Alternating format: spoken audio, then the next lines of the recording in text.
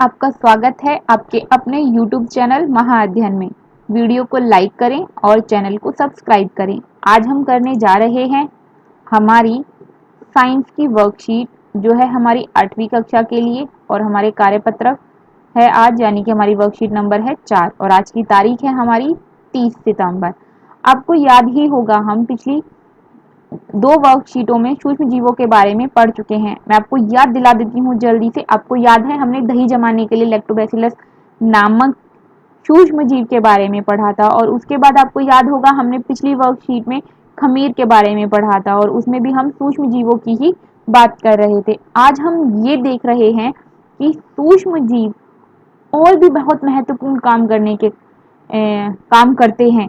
मतलब और भी तरीके हैं जिस तरीके से हम ये कह सकते हैं, जिनके आधार पर हम ये कहते हैं कि सूक्ष्म जीव हमारे लिए बहुत इम्पोर्टेंट है। मतलब न सिर्फ खाना खाने जैसी चीज़ों में ये हमारे लिए काम आ रहे हैं कि खमीर है या दही है, दवाइयाँ बनाने में भी सूक्ष्म जीव हमारा साथ निभाते हैं। तो आइए देखते हैं आज की हमारी वर्कशीट हमें और क्या क्या बताती है। कल रात पिंकी के भाई को बहुत तेज बुखार था, साथ में उसको पेट दर्द, उल्टी भी हो रही थी। माँ उसको डॉक्टर के पास ले गई और डॉक्टर ने कहा उसके भाई को एंटीबायोटिक गोली या इंजेक्शन देना पड़ेगा। अब बात आती है कि एंटीबायोटिक एंटीबायोटिक क्या होते हैं। तो एंटी और फिर बायोटिक, दो शब्द हैं इसमें। एंटी एंटी का मतलब विरोधी होता है और दूसरा शब्द है इसमें बायोटिक। तो देखते हैं कि एंटीबायोटिक के बारे में हमें और क्या बताया गया है। यहाँ पर एंटीबायोटिक के 3 नाम दिए गए हैं। एंटीबायोटिक के 3 उदाहरण हैं यहाँ पे: टेट्रासाइक्लिन, पेनिसिलिन, स्ट्रेप्टोमाइसिन आदि। ये सभी एंटीबायोटिक दवाइयों के या एंटीबायोटिक के नाम हैं। एंटीबायोटिक सूक्ष्म जीवों से, सूक्ष्म जीव मतलब जीवाणु या कवक से बनाई जाने वाली दवाई है। देखा, अभी हम यही बात कर रहे थे ना कि एंटीबायोटिक सूक्ष्म जीवों से बनाई जाने वाली दवाई है और यह बीमारी पैदा करने वाले जीवाणुओं को नष्ट कर देती है, उनकी वृद्धि को रोक देती है। तो एंटीबायोटिक क्या करती है, अगर आपसे ये पूछा जाए तो आप क्या कहेंगे? तो हम कहेंगे एंटीबायोटिक बीमारी पैदा करने वाले जीवाणुओं को नष्ट कर देती है और उनकी वृद्धि को रोक देती है। वृद्धि को रोक देती है मतलब हमारे शरीर के अंदर अगर बीमारी पैदा करने वाले जीवाणु चले जाते हैं, तो हम तो ये पहले ही पढ़ चुके हैं कि इस तरह की चीज़ें, जीवाणु, सूक्ष्म जीव जो होते हैं वो बहुत तेजी से जनन करके अपनी संख्या बढ़ाते हैं।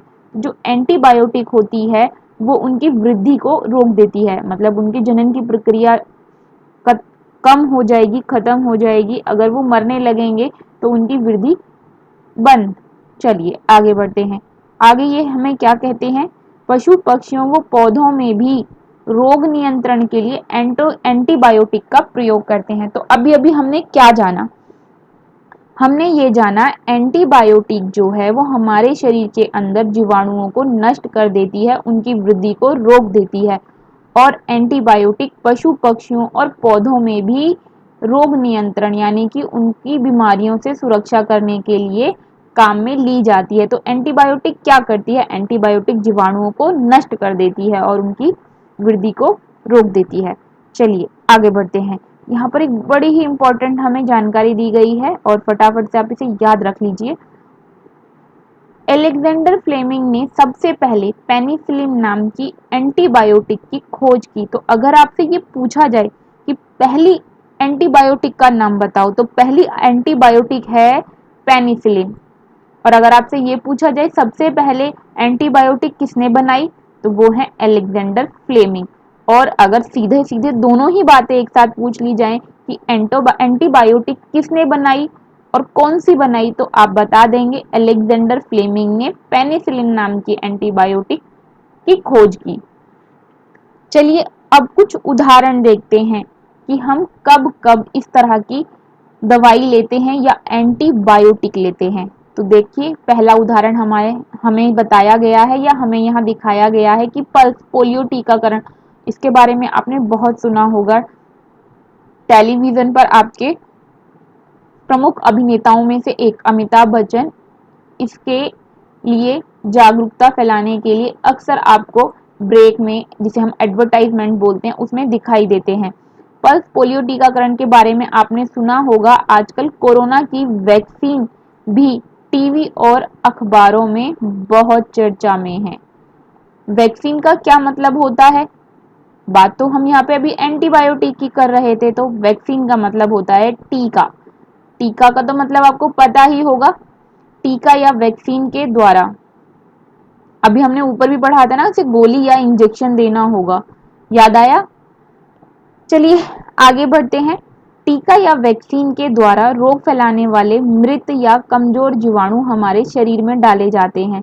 तो यहाँ पर ये बताया गया कि हमारे शरीर के अंदर कमजोर जीवाणुओं को डाल दिया जाता है, ताकि हमारे शरीर के अंदर जो बाहर से आए हुए जीवाणुओं से लड़ने की क्षमता है, जिसे हम प्रतिरक्षा प्रणाली या प्रतिरक्षी बोलते हैं, हमारे शरीर के अंदर जैसे ही बाहर से कमजोर जीवाणु अंदर आते हैं या मरे हुए जीवाणु अंदर आते हैं, तो हमारे शरीर के प्रतिरक्षी एक्टिव हो जाते हैं, सक्रिय हो जाते हैं, और वो फटाफट से उनसे लड़ना शुरू कर देते हैं और लड़कर उनको मार देते हैं। अगर एक बार हमारा शरीर किसी भी तरह के जीवाणु से लड़ने में कामयाब हो जाता है, तो भविष्य में जब भी हमें उस तरह की बीमारी होगी, तो हमारे अंदर जो एक बार प्रतिरक्षा प्रणाली बन गई, यानी उन जीवाणुओं से जो हमारे शरीर के अंदर बाहर से आए और हमारे लिए खराब हैं, उनसे लड़ने के लिए अगर हमारा शरीर एक बार तैयार हो गया, हमारे शरीर के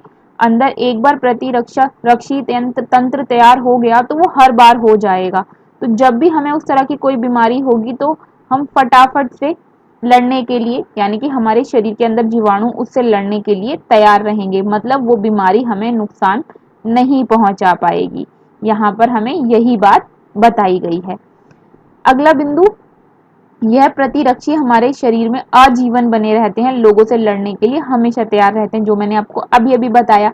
अगर एक बार हमारे शरीर के अंदर अब उनसे लड़ने की क्षमता पैदा हो गई, तो फिर वो हमेशा रहेगी, वो बीमारी हमें कभी भी हो, हमें नुकसान नहीं पहुंचा पाएगी, क्योंकि हमारे अंदर जो प्रतिरक्षी तंत्र है वो हमें बचा लेगा। यानी हमारे शरीर के अंदर जो जीवाणु उनसे लड़ाई कर रहे हैं, बाहर से आए हुए जीवाणुओं से, वो हमेशा उससे लड़ने के लिए तैयार रहेंगे। आगे बढ़े। बच्चों को बचपन में टीके लगाए जाते हैं, ताकि उनका शरीर आजीवन बीमारियों से लड़ने के लिए तैयार रहे। देखा, बच्चों को जो बचपन में टीके लगाए जाते हैं, उसका क्या मतलब होता है, हमने अभी अभी पढ़ा ना।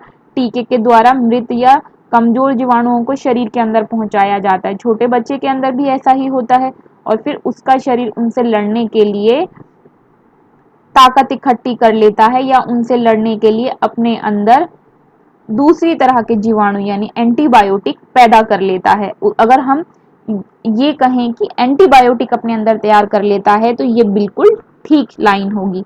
चलिए एक और ऐसी ही महत्वपूर्ण जानकारी लेते हैं, जैसी हमने यहाँ पर ली थी अलेक्जेंडर फ्लेमिंग के नाम की।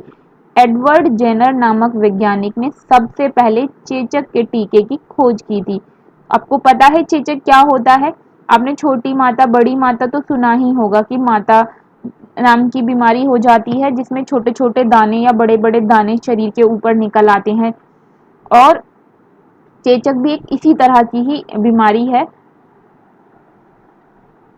आगे बढ़ते हैं। निम्नलिखित प्रश्नों के उत्तर दें। आज हम देखते हैं हमने आज क्या क्या सीखा।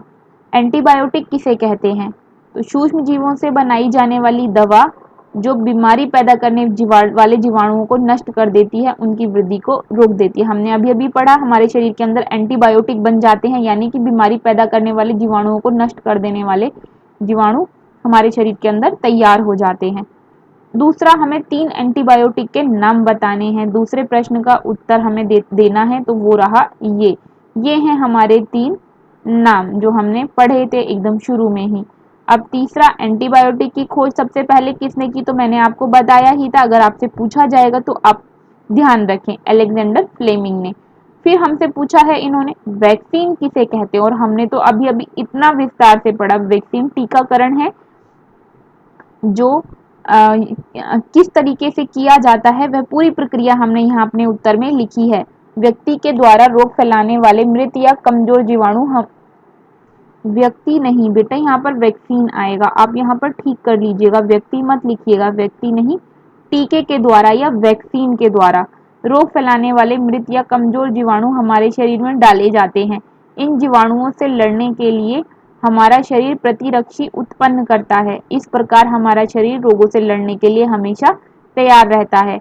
अच्छा, अब इसके बाद हमारे इस प्रश्न ने हमसे एक और बात पूछी है। हमसे कहा है कि मम्मी पापा से पूछो उन्होंने बचपन में आपको कौन कौन से टीके लगवाए थे।